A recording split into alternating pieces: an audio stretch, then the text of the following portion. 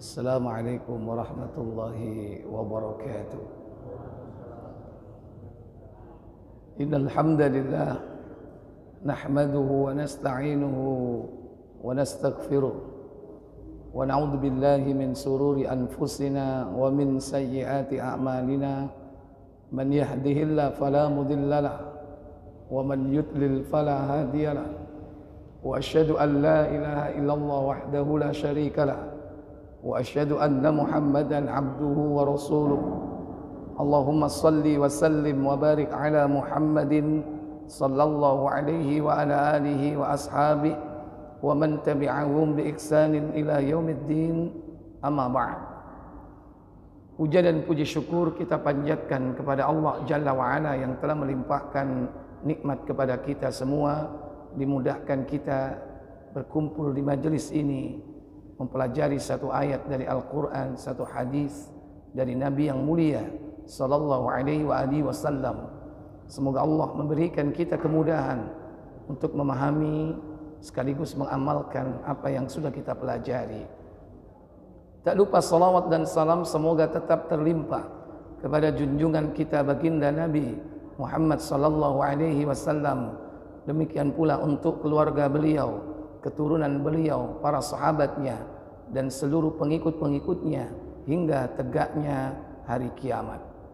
Bapak Ibu, saudara-saudari yang dirahmati Allah Jalla wa'ala, setiap di antara kita pasti akan memasuki alam kematian, yaitu alam barzah atau alamul kubur. Baik dia seorang mukmin, kafir, munafik, dia akan memasukinya dan akan mendapatkan fitnah, yakni ujian. Ujian di alam kubur berupa pertanyaan yang harus dijawab dengan baik. Jika mampu menjawab pertanyaan tersebut, maka seseorang akan mendapatkan nikmat dari Allah berupa nikmat kubur. Adapun apabila dia tidak mampu menjawab pertanyaan mungkar nakir, maka dia akan mendapatkan azab atau siksa kubur. Maka pertanyaan yang akan ditanyakan oleh mungkar nakir tidak lain yakni seputar tiga perkara: tentang Allah, tentang Rasulullah, dan tentang agama. Tiga pertanyaan inilah yang harus dijawab dengan baik. Maka siapa saja yang mampu menjawab pertanyaan ini, dia akan beroleh yakni keselamatan dan kenikmatan. Ada beberapa riwayat dalam hadis tentang fitnah kubur serta nikmat dan azabnya. Yang pertama riwayat Al-Barra bin Azib yang terdapat di dalam Sahih Abu Dawud di nomor 4753. Yang kedua yaitu riwayat Abu Hurairah yang nanti kita akan buka dalam Sahih At-Tirmizi di nomor 1071. Dan insyaallah nanti dilengkapi dengan riwayat Anas bin Malik yang terdapat dalam Sahih Bukhari versi KBC di nomor 693. Bagaimana manusia nanti akan terbagi menjadi tiga kelompok besar. Yang pertama mukmin, yang kedua kafir, yang ketiga munafik. Yang pertama kita buka riwayat Al-Bara bin Azib dalam hadis Abu Dawud nomor 4753. Ketika itu Rasulullah SAW selepas mengubur jenazah sahabat Ansar, kemudian beliau duduk dan memberi nasihat kepada para sahabat. Apa nasihat beliau? Silakan buka 4753. Ya.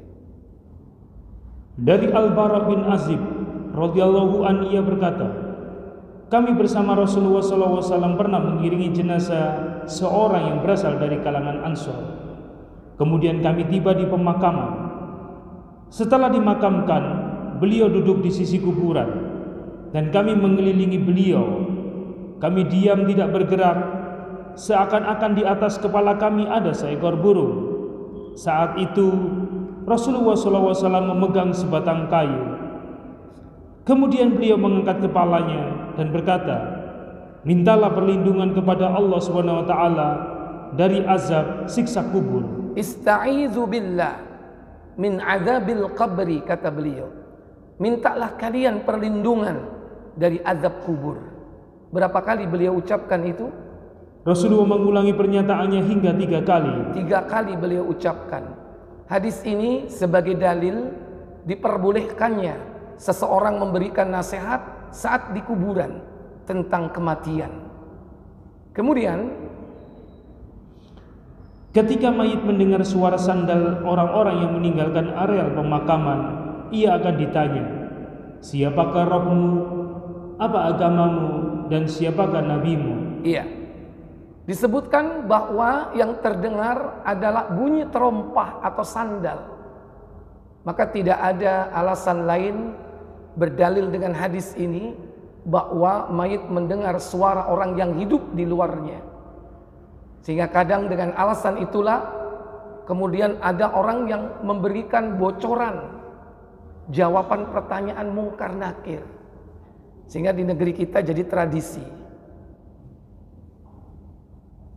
Selesai dikubur, mayit siro bakal ditakoi loro malaikat mungkar lan nakir, man rabbuka, sopo pangeranmu, mongko jawaban Rabbi Allah, pangeranku Allah. Ada nggak yang melakukan itu selepas dikubur? Sopo itu? Siapa itu, Pak? Siapa, Pak? Hah? Enggak, orangnya itu siapa biasanya? Oh iya. Endi wonge saiki? Endi wonge? Oh, be antum. Ini menjadi sebuah tradisi yang tidak ada dasarnya. Kadang berdasar dengan hadis ini. Kan mayit mendengar suara terompah orang yang mengantar jenazahnya. Padahal yang disebutkan di sini cuma suara sandal terompah, tidak lebih dari itu. Maka akan ditanya setiap mayit yang mati itu tentang Allah, man rabbuka, tentang agama, wa ma dinuk, tentang nabi, wa man nabiyuk. 3 pertanyaan inilah yang harus dijawab dengan baik. Kemudian dalam riwayat yang lain, dalam riwayat lain disebutkan dengan redaksi, datanglah 2 malaikat dan mendudukkannya. Kemudian keduanya bertanya, siapakah Rabbmu? Ia menjawab, Rabbku adalah Allah. Rabbi Allah, itulah jawaban orang mukmin ketika ditanya man rabbuka. Kemudian keduanya bertanya lagi, apa agamamu? Ia menjawab, agamaku Islam. Dinil Islam, agamaku Islam. Yang ketiga, kemudian ditanya lagi, siapakah laki-laki yang diutus kepadamu? Man bu'itsa fikum, siapa laki-laki yang diutus kepadamu? Apa jawab seorang mukmin? Ia menjawab, dia adalah Rasulullah. Huwa Rasulullah sallallahu alaihi wasallam. Kemudian ditanya lagi, apa yang kamu ketahui? Wa ma yudrik, apa yang kau ketahui tentang dia? Ia menjawab, aku membaca kitab Allah, aku mengimaninya dan membenarkannya. Qara'tu kitab Allah, amantu bi wa usaddiquhu. Aku membaca kitab Allah, aku mengimaninya dan aku membenarkannya. Ini jawaban. Pertanyaan dan jawaban sederhana, gampang. Gampang apa sulit, Pak? Halo? Sekarang gampang. Nanti yakin, Pak ya? Alhamdulillah. Semua tergantung atas keimanan dan amal soleh yang kita lakukan di dunia ini. Setelah dia sukses menjawab pertanyaan itu, apa yang terjadi? Inilah makna firman Allah SWT. Allah SWT memantapkan orang-orang yang beriman.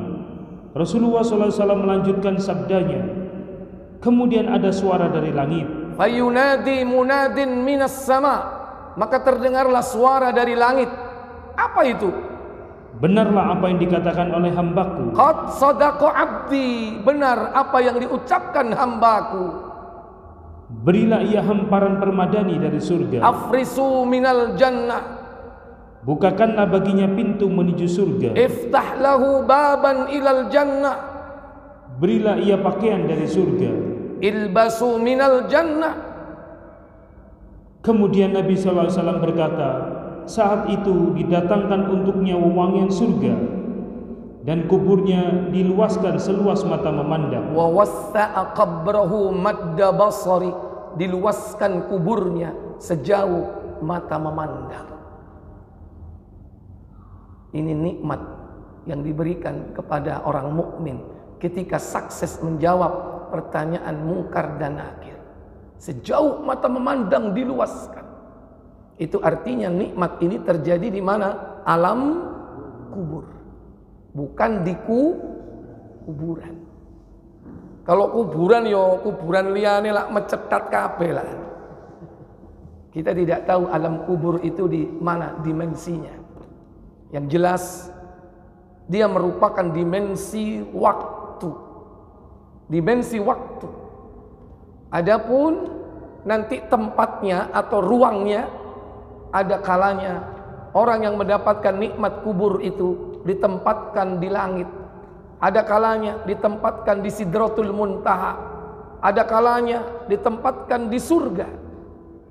Baik. Di dalam riwayat yang lain, yaitu riwayat Abu Hurairah, bahwa kubur itu diluaskan, yakni selebar 70 hasta. Buka Tirmidzi 1071.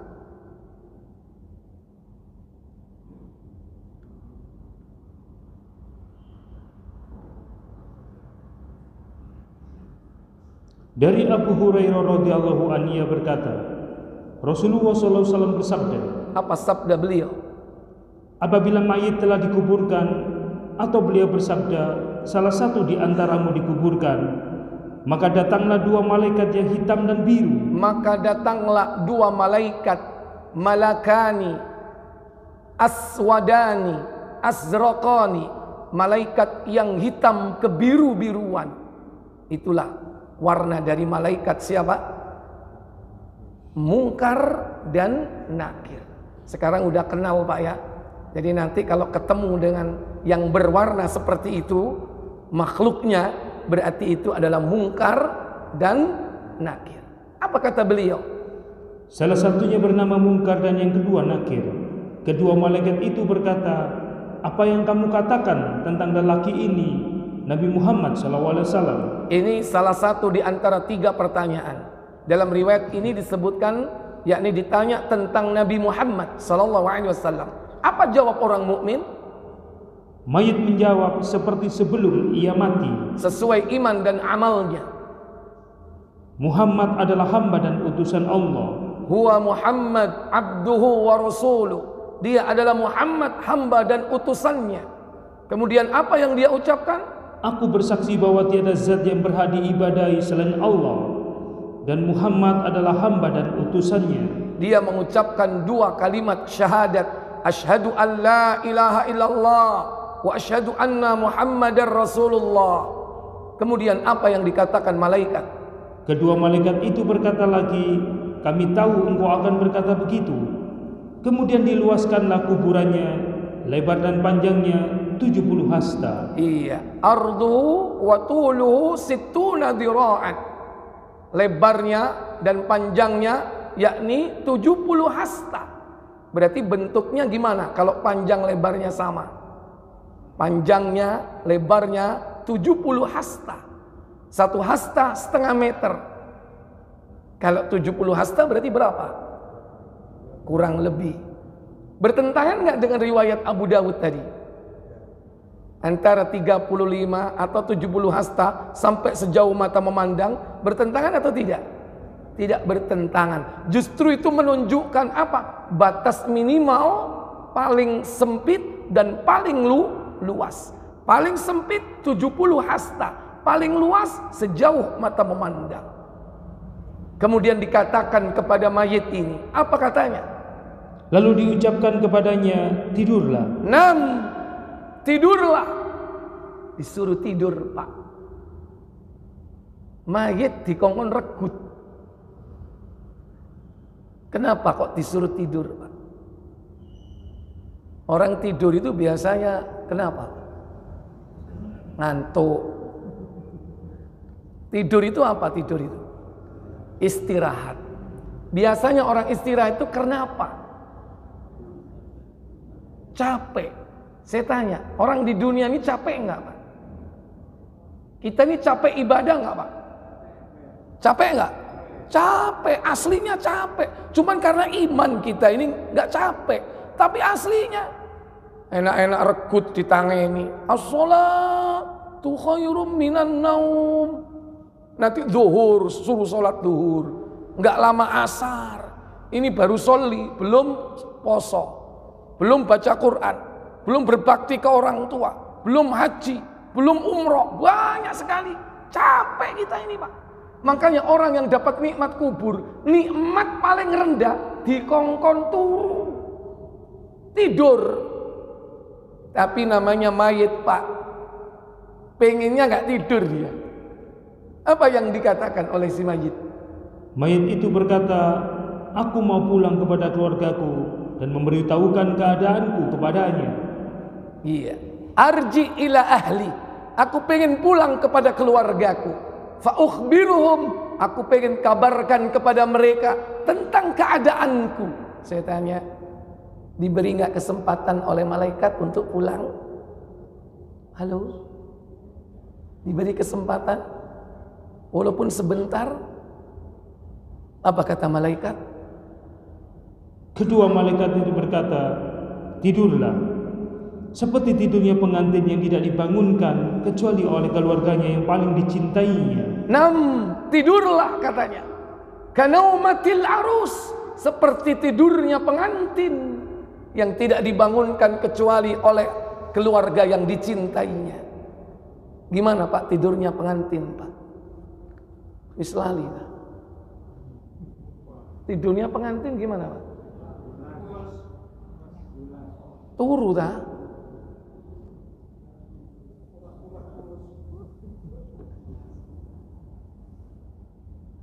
Orang kalau diberi tidur nikmat itu terasa lama atau sebentar? Tidur nikmat itu lama atau sebentar? Seakan-akan. Rasanya tidur kalau enak itu rasanya lama atau sebentar? Sebentar. Nggak terasa. Lihat Ashabul Kahfi, ditidurkan dalam goa. Berapa tahun dia tidur? 300 tahun lebih, 9 tahun. Diberi nikmat oleh Allah tidur. Begitu bangun, dialog antar mereka. Tidaklah kita berada di tempat ini melainkan 1 hari atau setengah hari. Kenapa? Karena tidurnya nikmat. Padahal sudah 300 tahun. Ada nggak mayit yang sudah tidur ribuan tahun di alam kubur? Ada. Maka Allah nanti yang akan membangunkannya. Hanya orang yang dicintainya yang akan membangunkannya. Tidak ada yang dicintai orang mukmin kecuali Allah. Maka Allah yang akan membangunkannya kelak. Kapan? Yaitu pada hari kiamat. Allah perintahkan malaikat Israfil meniup sangkakala yang ketiga. Sehingga dia bangkit dari kuburnya. Makanya ketika bangun, sapa rek sing nangeni aku iki? Dia mengatakan dalam surah Yasin, qalu ya wailana man ba'atsana min marqadina hadza ma wa'ada ar-rahman wa sadaqal mursalun. Mereka mengatakan, ya wailana, celaka, memba'atsana. Siapa yang membangunkan kami? Mimmarqadina, dari tempat regutku ini. Hadza ma wa'ada ar-Rahman. Inilah janji Allah yang Maha Pemurah. Wa sadaqal mursalun, dan benarlah apa yang dikatakan oleh para rasul. Inilah nikmat kubur. Minimal orang disuruh tidur, lumayan. Ada kalanya nikmat kubur itu, Pak, dia ditempatkan oleh Allah Jalla wa'ala, yaitu di tempat yang bernama Sidratul Muntaha. Buka Sahih Muslim KBC nomor 2448.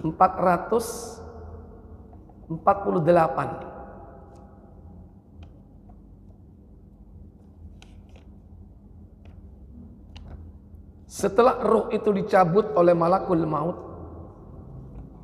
maka dua orang malaikat menjambutnya dan menaikkannya ke langit. Karena tugasnya sendiri-sendiri. Ada petugas mencabut nyawa, ada petugas yang membawa ruh itu naik ke langit. Silakan.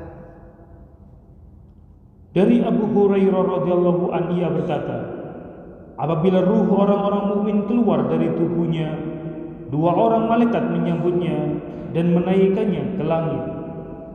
Kata Hamad, karena baunya harum seperti kasturi. Kata penduduk langit, ruh yang baik datang dari bumi. Sallallahu alaihi. Semoga Allah melimpahkan kebahagiaan kepadamu dan kepada tubuh tempat engkau bersemayam. Ketika ruh itu melewati langit pertama, langit kedua, langit ketiga, membuat heboh.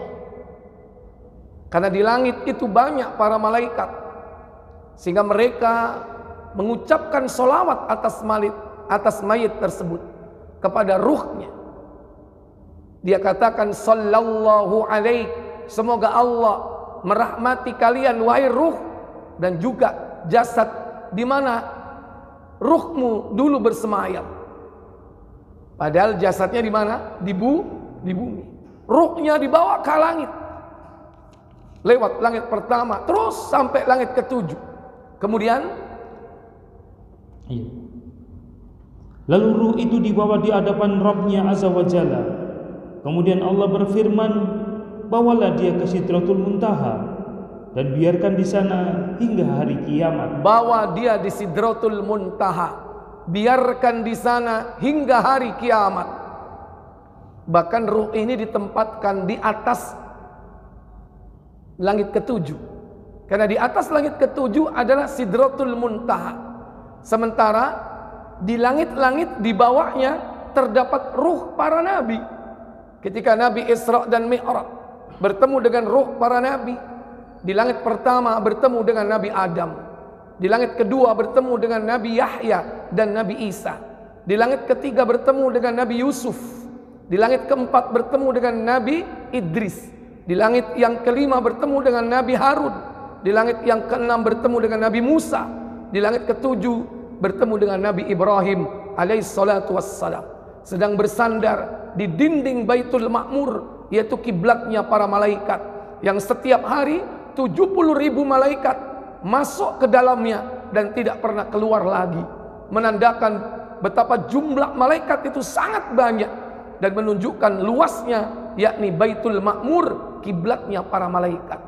Barulah naik satu tingkat lagi, Nabi menerima perintah wahyu, menerima perintah solat fardu 5 waktu, yaitu di Sidratul Muntaha. Ada sebuah pohon yang sangat besar, buahnya besar, kemudian daunnya besar, selalu berubah-ubah warnanya, sehingga Nabi mengatakan, aku tidak sanggup membayangkan betapa indahnya tempat itu. Kalau ruh ditempatkan di sana, Pak, kira-kira pengen balik nanggone ikan cocok nggak? Halo? Kenapa? Rungsep. Di sana tempat yang indah luar biasa. Baik yang tidur nggak boleh pulang, yang di sana tidak akan kembali. Maka jangan ditunggu ruh itu. Ngapain dinteni malam Jumat iku lha opo? Ngenteni ruh mulai ada kan? ruh pulang malam Jumat. Nggak ada. Siapapun dia, ruh orang yang dapat nikmat kubur, ruh orang yang ditempatkan di Sidratul Muntaha, nggak akan pernah pulang ke bumi, ke dunia ini. Sekalipun dia orang mulia, sekalipun dia orang yang bertakwa. Bahkan ada lagi ruh yang ditempatkan di atasnya, Pak. Di atas Sidratul Muntaha tidak lain adalah surga. Ruh siapa itu? Halo.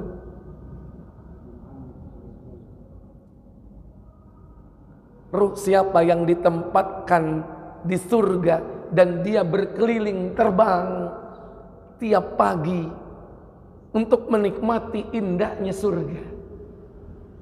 Ruh ini ditempatkan di dalam perut burung-burung hijau yang tiap hari terbang. Ruh siapa itu? Ruh? Halo? Endi rek dor presi rek? Sing iso jawab ya. Ruh siapa?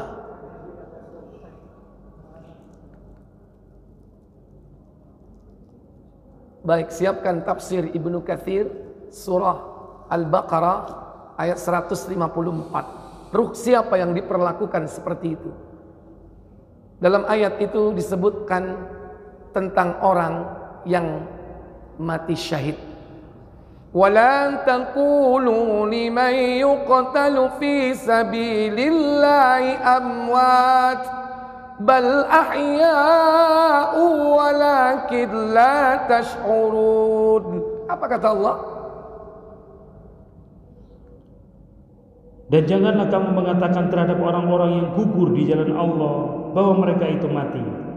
Bahkan sebenarnya mereka itu hidup, tetapi kamu tidak menyadarinya. Iya, Allah katakan dalam ayat ini Bapak Ibu, wala taqulu, jangan kau katakan liman yuqtal, terhadap orang-orang yang terbunuh fi sabilillah, di jalan Allah karena membela agama Allah, li'ilali kalimatillah. Jangan kau katakan kepada mereka bahwa mereka amwat, mati, bahkan ahya, mereka hidup di sisi Allah, mendapatkan rizki di sisi Allah, yaitu di alam barzahnya, tetapi kalian tidak menyadarinya. Baik, disebutkan ada riwayat tentang bagaimana ruh para syuhada tersebut. Silakan. Melalui ayat ini Allah SWT memberitahukan bahwa orang-orang yang mati syahid di alam barzahnya dalam keadaan hidup, mereka diberi rezeki oleh Allah, seperti yang disebutkan di dalam hadis yang sahih riwayat Muslim, bahwa arwah para syuhada itu berada di dalam perut burung-burung hijau yang terbang di dalam surga kemana saja mereka kehendaki. Kemudian burung-burung itu hinggap di lentera-lentera yang bergantung di bawah arsy. Kemudian Rabb menjenguk mereka. Dalam sekali jenguknya dia berfirman, apakah yang kalian inginkan? Itulah keutamaan orang yang mati syahid. Sampai-sampai Allah itu menyuruh mereka meminta satu permintaan. Mintalah. Ayo, minta apa kamu? Tapi apa jawab ruh tersebut? Mereka menjawab, wahai Rabb kami, apalagi yang kami inginkan, sedangkan Engkau telah memberi kami segala sesuatu yang belum pernah Engkau berikan kepada seorang pun di antara makhluk-Mu. Setiap Allah menjenguknya, disuruh mereka meminta satu permintaan. Di setiap Allah menjenguknya, begitu pula lah dilakukan terus sampai akhirnya mereka terdesak, tidak bisa menghindar dari apa yang diinginkan Allah agar meminta satu permintaan. Apa permintaan ruh tersebut kepada Allah? Baik, lanjut. Kemudian Allah mengulangi hal itu terhadap mereka manakala mereka didesak terus dan tidak ada jalan lain kecuali mengemukakan permintaannya. Akhirnya mereka berkata, kami menginginkan agar Engkau mengembalikan kami ke dalam kehidupan di dunia, lalu kami akan berperang lagi di jalan-Mu hingga kami gugur lagi karena membela Engkau. Mengingat mereka telah merasakan pahala dari mati syahid yang tak terperikan itu. Itulah permintaan mereka. Akhirnya meminta satu permintaan yang tidak mungkin dilakukan. Mereka pengen balik ke dunia, pengen kembali ke bumi untuk berjihad, untuk membela agama dan mati syahid. Yang kedua, yang ketiga, dan seterusnya. Maka apa kata Allah? Maka Allah berfirman, sesungguhnya aku telah memastikan bahwa mereka tidak dapat kembali lagi ke dunia sesudah mereka mati. Oleh karena itu, orang yang mulia seperti ini saja tidak akan pernah kembali ke bumi, apalagi selain darinya. Maka jangan ditunggu mayit itu pulang ke bumi. Dia sudah berada di alamul barzah. Karena memang barzah itu dinding batas yang tidak bisa ditembus. Allah sebutkan barzakh sebagai dinding. Kata Allah dalam surah Al-Mu'minun 23. Pada ayat yang ke-100 disebutkan dalam ayat tersebut, wa min waraihim barzakhun ila yaumi yub'atsun. Wa min waraihim, dan di hadapan mereka barzakhun, ada dinding batas, ila yaumi yub'atsun, hingga mereka dibangkitkan di padang mahsyar. Mereka yang ke bumi atau dunia nggak akan bisa menembus. Mereka yang sudah di tempat itu tidak akan bisa keluar. Ibarat dia sudah diblok, di kotak. Tapi kotak ini ditaruh di dalam ruang-ruang yang diizinkan oleh Allah. Ada kalanya ditempatkan di langit. Itulah ruang yang bernama langit. Ada ditempatkan di ruang yang lebih tinggi, yaitu itulah Sidratul Muntaha. Ada kalanya blok ini diletakkan di surga. Itulah ruh para syuhada. Oleh karenanya, Bapak Ibu, saudara-saudari sekalian yang dirahmati Allah Jalla wa'ala, manusia diperintahkan berlomba-lomba untuk mendapatkan kenikmatan kubur, dan diperintahkan oleh Nabi untuk menghindar dari siksa kubur. Sekalipun kita tidak tahu di mana tempat orang-orang kafir dan munafik itu disiksa. Yang jelas mereka berada di alam barzakh, dinding yang tidak akan bisa ditembus. Bagaimana perlakuan kepada orang kafir ketika mereka tidak mampu menjawab pertanyaan Munkar dan Nakir? Kembali ke Abu Dawud 47:53. Adapun orang kafir ketika didatangi Munkar dan Nakir, ditanya tentang Allah, tentang Rasul, tentang agama, apa jawaban mereka? Silakan. Sebentar. Kemudian Rasulullah SAW menjelaskan lagi, jika seorang yang kafir meninggal dunia, maka ruhnya akan dikembalikan kepada jasadnya. Saat itu datanglah dua malaikat dan mendudukkannya. Keduanya bertanya sama dengan yang pertama tentang Robnya. Man Rabbuka, siapakah Rabbmu? Tentang agamanya. Apa jawabnya? Dia berteriak sekencangnya. Dia berteriak dengan teriakan 3 kali sekencang-kencangnya. Kemudian ditutup dengan kalimat apa itu? Aku tidak tahu. La adri, aku tidak tahu. Setiap ditanya oleh Munkar Nakir, man rabbuka wa ma dinuk, man bu'itsa fikum, dia berteriak sebanyak 3 kali teriakan. Kemudian diakhiri dengan la adri, aku tidak tahu. Kalau bahasa kita, mboh karo. Kira-kira kalau digitukan hawas nggak Pak? Makanya malaikat ini gemes. Apa yang kemudian dilakukan oleh Munkar Nakir? Baik, sebelum itu terdengar suara dari langit. Apa katanya? Setelah itu terdengar suara dari langit. Ia telah berbohong. Qad kadzdzaba, berilah hamparan permadani dari neraka. afrishu minan nar, Berikanlah pakaian dari neraka. ilbasu minan nar, dan bukakanlah pintu neraka untuknya. Iftah lahu baban ilan nar. Bukalah pintu menuju neraka. Maka didatangkan apa itu? Kemudian Rasulullah SAW melanjutkan sabdanya, setelah itu didatangkan untuknya rasa panas dan baunya neraka, dan kuburnya disempitkan hingga tulang belulangnya berhimpitan. Dalam riwayat yang lain disebutkan bahwa saat itu ia akan dibelenggu dalam kondisi buta dan bisu. Wa fi riwayatin, dalam riwayat yang lain dia dibangkitkan, dibelenggu dalam keadaan bisu dan buta. Bahkan dia disiksa dengan mirzabah. Apa mirzabah itu? Lanjut. Disiksa dengan sebuah alat yang jika alat tersebut digunakan untuk memukul gunung, maka gunung tersebut akan hancur menjadi debu. Itulah mirzabatun min hadid, palu dari besi yang apabila dipukulkan ke gunung, maka gunung itu hancur menjadi debu. Akhirnya orang kafir dia makan. Kemudian ia dipukul dengan alat tersebut. Pukulan tersebut terdengar oleh makhluk dari ujung masyrik hingga ujung maghrib, kecuali manusia dan jin yang tidak mendengarnya, dan ia hancur menjadi debu. Iya, inilah nasib orang-orang kafir ketika berada di alam barzah. Yang ketiga, mukmin sudah dapat nikmat, kafir disiksa. Yang ketiga, munafik. Kira-kira kalau munafik ini dapat azab atau dapat nikmat? Halo.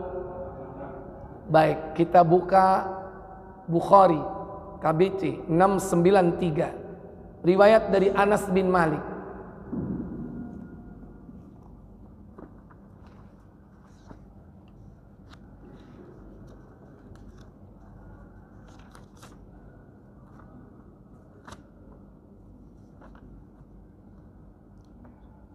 Dari Anas radhiyallahu an, ia berkata, apa katanya?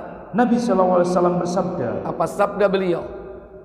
apabila mayat seseorang telah diletakkan di dalam kuburannya dan kawan-kawannya telah pulang, kendati pun dia mendengar bunyi trompa mereka, dua orang malaikat datang kepadanya lalu mendudukkannya dan menanyainya. Tanyanya, bagaimana pendapat engkau terhadap orang ini, yaitu Muhammad SAW? Jawabnya, aku mengakuinya bahwa dia hamba Allah dan Rasulnya. Itulah jawaban orang mukmin. Kemudian kata malaikat, lihatlah tempat engkau di neraka. Allah menukarnya bagimu dengan tempat di surga. Maka orang mukmin ketika mampu menjawab pertanyaan mungkar nakir, dia disuruh melihat. Itu loh, lihatlah kaplingmu yang ada di neraka. Allah tidak mengizinkan kau menempatinya, tapi Allah mengizinkan kau menempati kaplingmu yang ada di surga. Dan kemudian ditunjukkan apa? Lanjut. Kata Nabi SAW, dia melihat tempat itu kedua-duanya. Dia melihat tempat itu kedua-duanya. Ditunjukkan kaplingnya di surga dan juga kaplingnya di neraka. Bapak Ibu, tidaklah setiap kita melainkan sudah punya kapling dua. Kita ini sudah punya kapling, satu di neraka, satu kapling di surga. Kalau orang masuk surga, kaplingnya nanti ditempati ahli neraka. Tapi kalau dia masuk neraka, kaplingnya yang di surga ditempati oleh ahli surga. Sebagaimana riwayat hadis Ibnu Majah nomor 3519. Itu Ibnu Majah jilid 3 terakhir sendiri, hadis paling akhir ya. 3519.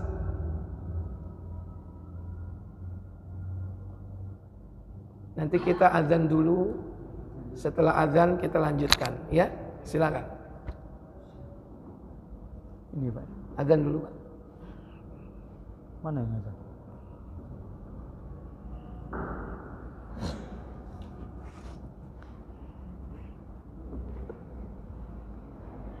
Allahu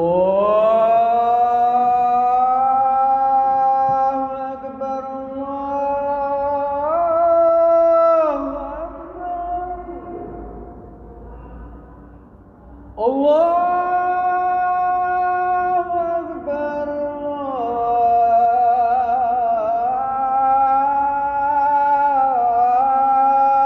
Allahu Akbar.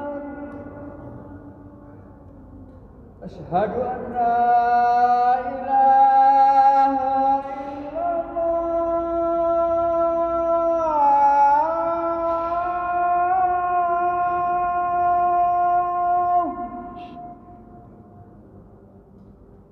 Asyhadu an la ilaha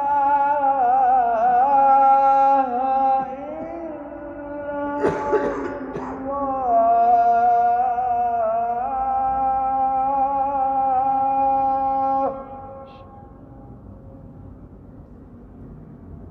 Asyhadu anna Muhammadar Rasulullah.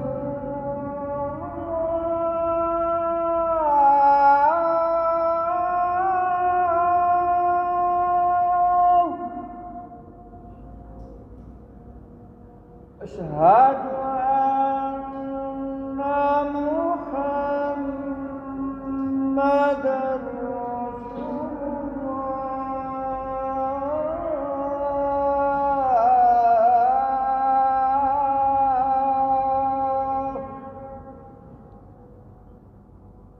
Hayya 'alas salah.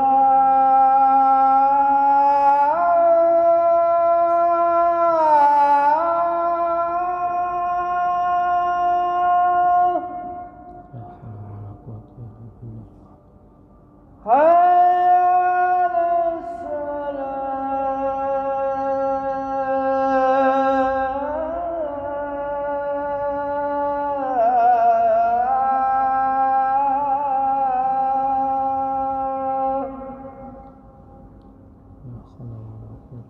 Hayya 'alal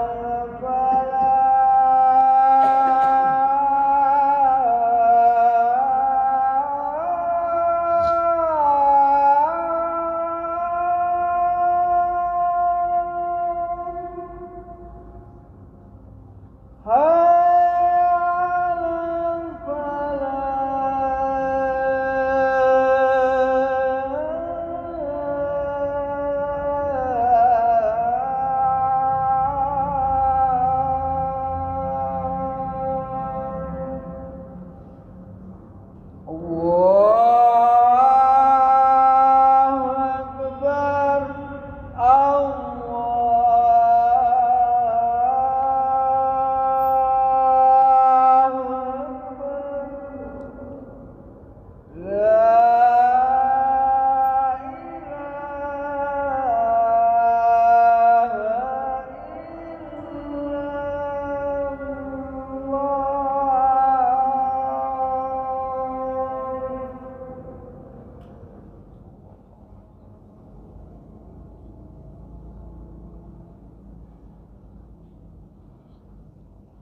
Allahumma shalli ala Muhammad.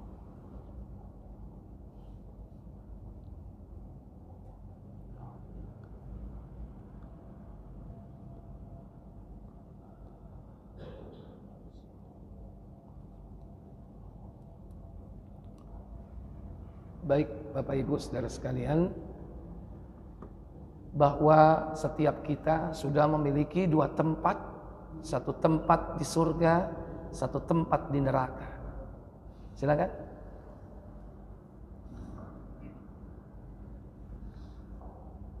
Dari Abu Hurairah radhiyallahu an ia berkata, Rasulullah SAW bersabda, tidaklah seorang pun di antara kalian kecuali ia mempunyai dua tempat, satu tempat di surga dan satu tempat lagi di neraka. Maka jika ia mati lalu masuk neraka, maka penghuni surga akan mewarisi tempatnya. Itulah makna firman Allah dalam surah Al-Mu'minun, yakni pada ayat yang ke-10. Apa katanya? Mereka itulah orang-orang yang akan mewarisi. Ulaika humul warithun. Mereka itulah orang-orang yang akan mewarisi. Alladzina yarithunal firdausa hum fiha khalidun. Oleh karena itu, dalam hidup ini sebetulnya kita ini mencari mana yang akan dilegalkan oleh Allah kelak. Tempat kita di surga ataukah tempat kita di neraka. Dan legalitas itu akan diketahui saat orang memasuki alam barzah. Ketika manusia masuk alam barzah, maka ditunjukkan, itu loh kaplingmu yang di neraka. Allah tidak legalkan, tapi Allah legalkan tempatmu yang di surga. Dengan catatan apa? Dia mampu menjawab semua pertanyaan mungkar dan nakir. Dan pertanyaan ini bisa terjawab tentu dengan mempersiapkan diri, dengan bekal iman dan takwa kita kepada Allah. Ammal munafik, adapun orang-orang munafik, ketika ditanya oleh mungkar nakir, apa jawab mereka? Lanjut. Adapun orang kafir dan orang munafik berkata, aku tidak tahu. La adri, aku tidak tahu katanya. Aku hanya berkata apa yang dikatakan orang. Aqulu ma yaqulun nas, aku hanya berkata apa yang dikatakan orang. Sami'tun nasa yaqulu kadza wa aqulu kadza. Aku hanya mengatakan apa yang dikatakan orang. Orang mengatakan begini, aku mengatakan begini. Orang mengatakan begitu, aku mengatakan begitu. Itulah jawaban orang munafik. Dibantah oleh malaikat. Apa kata malaikat? Kata malaikat, engkau tidak pernah mempelajari dan membaca. La daraita wa la talaita. Kau tidak pernah belajar dan kau tidak pernah membaca. Kalau hanya dibantah bahwa dia tidak pernah mempelajari dan belajar, mungkin masih mending. Tapi apa yang dilakukan malaikat setelah itu? Lalu orang itu dipukulnya dengan pukulan besi di antara kedua telinganya, sehingga orang itu berteriak sekeras-kerasnya dan didengar oleh orang sekelilingnya selain manusia dan jin. Iya, illa tsaqalain, kecuali jenis manusia dan jinlah yang tidak akan mampu mendengar siksa kubur. Selain dari keduanya, malaikat bisa mendengar, mungkin bahkan hewan-hewan pun bisa mendengarnya. Maka seandainya kita ditunjukkan betapa dahsyatnya siksa kubur, tentu kita tidak akan sanggup. Nabi sampai pernah mengatakan, kalian pasti tidak akan pernah mengantarkan saudaramu untuk mengubur jenazah mereka. Kenapa? Karena takut.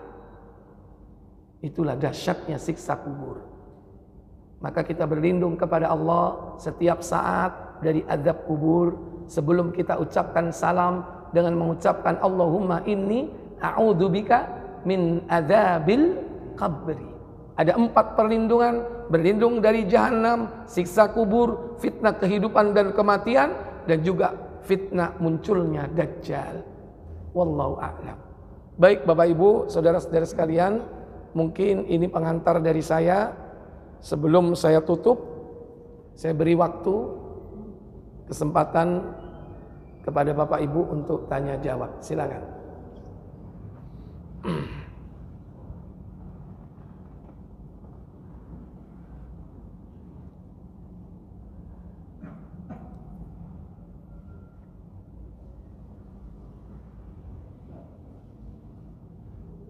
Silakan.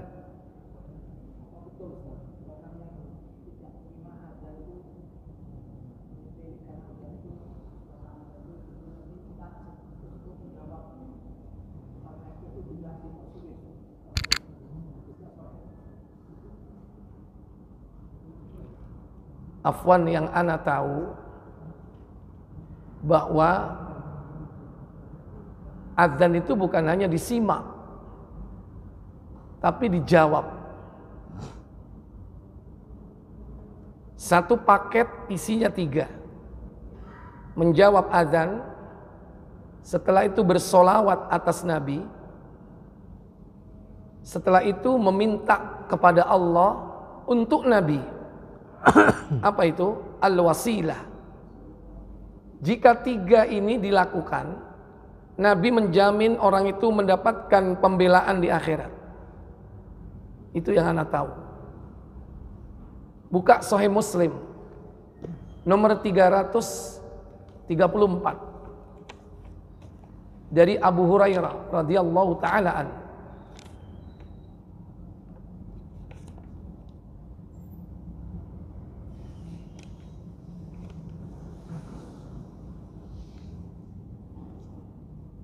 Dari Abdullah bin Amr bin As.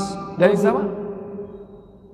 Dari Abdullah bin Amr Al-As. Nomor 334. 334. Iya. Tentang? Ya muazin menjawab. Oh ya benar, afwan. Berarti dari Abdullah bin Amr Al-As, bukan dari Abu Hurairah. Baik, silakan. Dari Abdullah bin Amr bin As radhiyallahu an, ia berkata. Apa katanya? Dia mendengar Rasulullah SAW bersabda, apabila kamu mendengar muazin menyerukan azan, maka ucapkan pula lah apa yang dibaca muazin itu. Jika kalian mendengarkan azan, ucapkanlah apa yang diucapkan oleh muadzin. Allahu Akbar, Allahu Akbar. Apa jawabnya? Sama.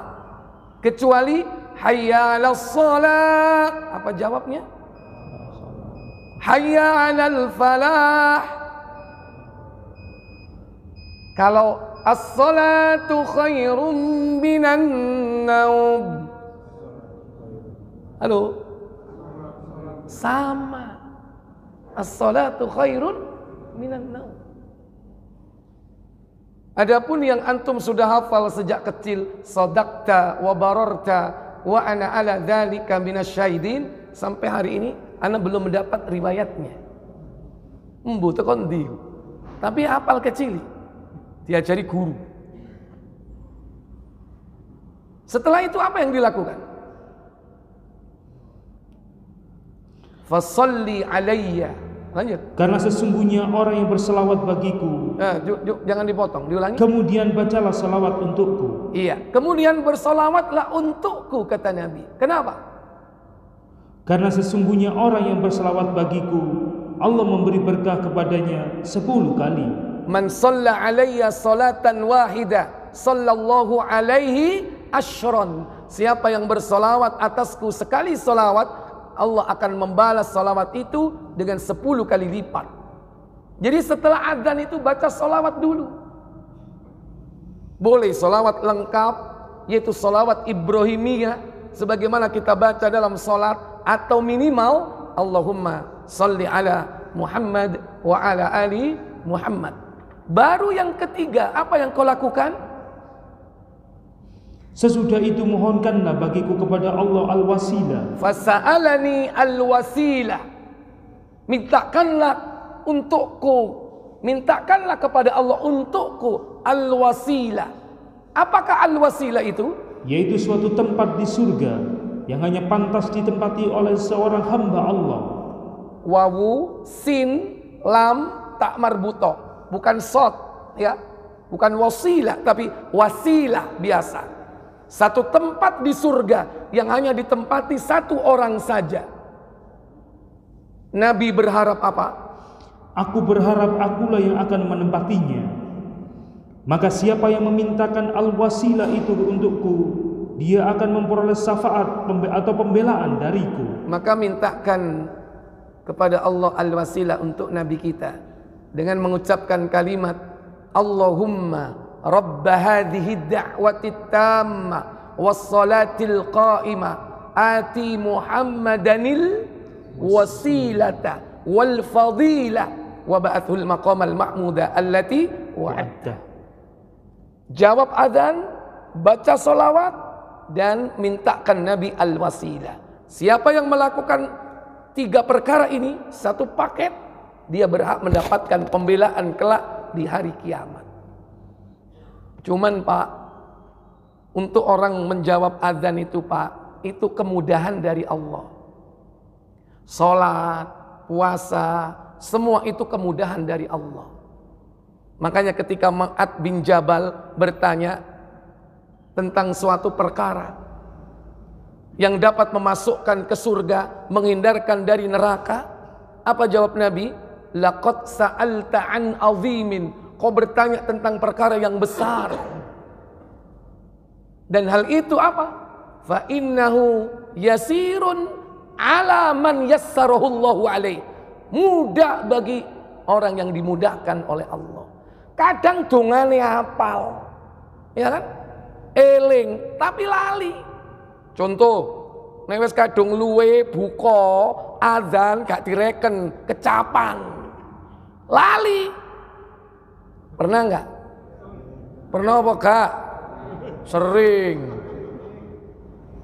Makanya harus tetap makan, tetap buka, tapi tetap dijawab.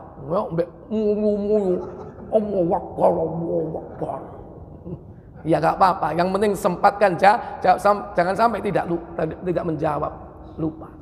Wallahu a'lam. Ada lagi? Khalas, yakfi. Baik, kita tutup kafarat majelis. Subhanakallahumma wa bihamdik asyhadu an la ilaha illa anta astaghfiruka wa atubu ilaik. Wassalamualaikum warahmatullahi wabarakatuh. Waalaikumsalam warahmatullahi wabarakatuh.